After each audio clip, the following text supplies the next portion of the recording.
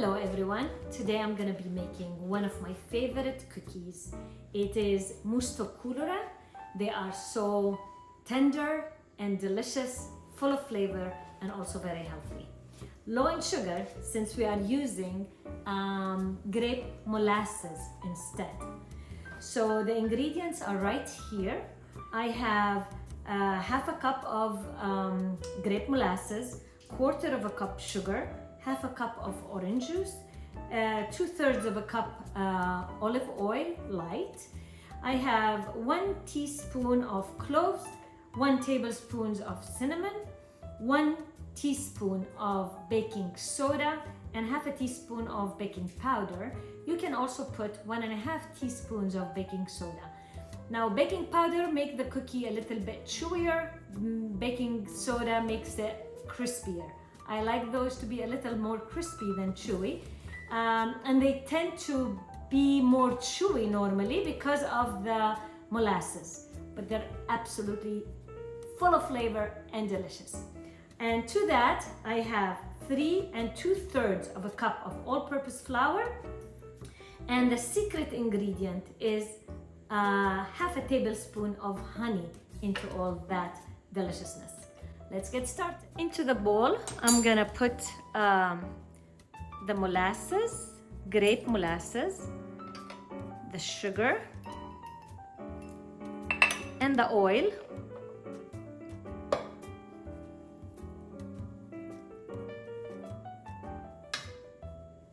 Make sure to mix until everything is completely dissolved. Kind of, not everything, the sugar crystals, they need to be dissolved.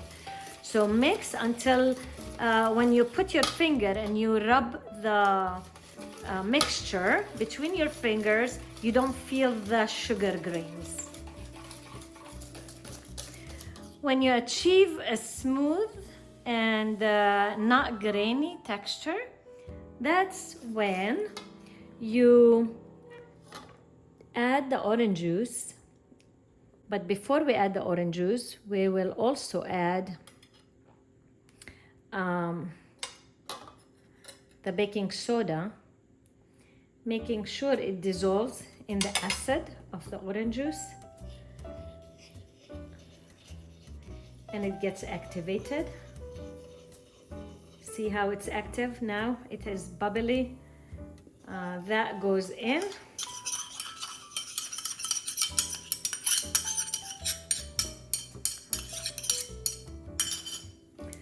Mix. To this, I'm gonna add the spices, which is the cinnamon and the cloves. You can go lighter on the cloves if you like. You can do half a teaspoon or 3/4 of a teaspoon. I love cloves, so I go all the way. Now into this, I will add the flour. I will sift it together with the baking powder. This is the baking powder. Goes in.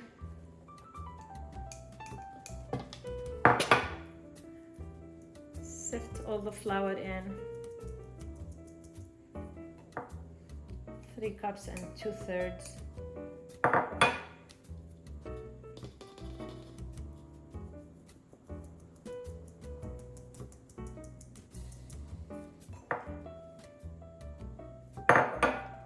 And leave just a little bit, just in case it doesn't need it. I'm sure it's gonna need it, but this is a habit that you need to do. And I will also add half tablespoon of honey, just like that. Now with your hand, don't knead, just mix the flour into the liquids.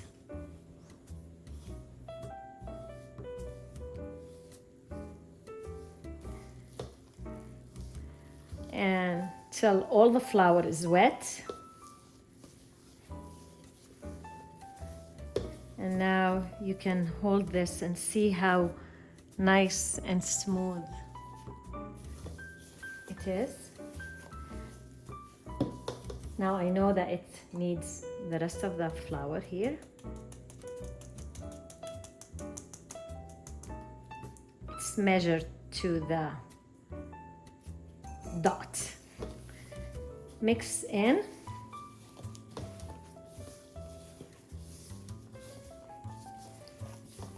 It doesn't need even a mixer, which makes it so much easier.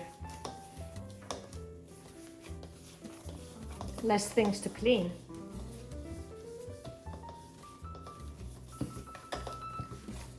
Okay. This is the texture. Don't add more flour.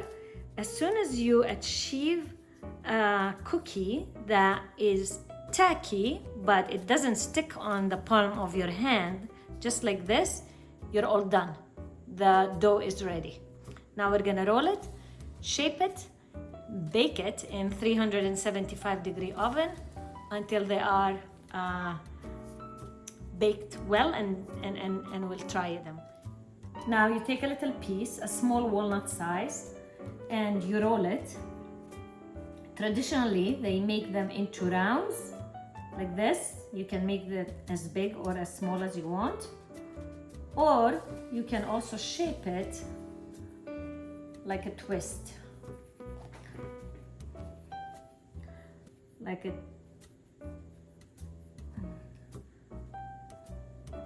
this. Those you put on a baking sheet lined with a paper, parchment paper. And some people, they like those cookies to be dipped into sesame seed. So if you like them with sesame, I have a plate of sesame. You just dip it like this, and then you put it on the sheet. It's up to you, plain or with sesame, round or twist, but you do that until you fill the baking sheet, and then you bake them in 375 degrees until they are golden and nice. I'll tell you exactly the time when I bake them. They will take about 12 minutes in my oven. Some people also add some raisins in them, so that's optional. You can do that too.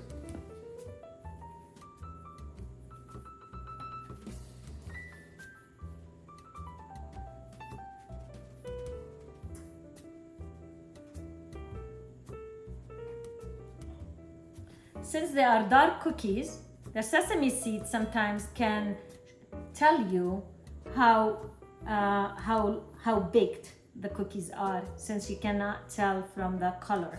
Then the sesame seeds get toasted, and then you know that the cookie is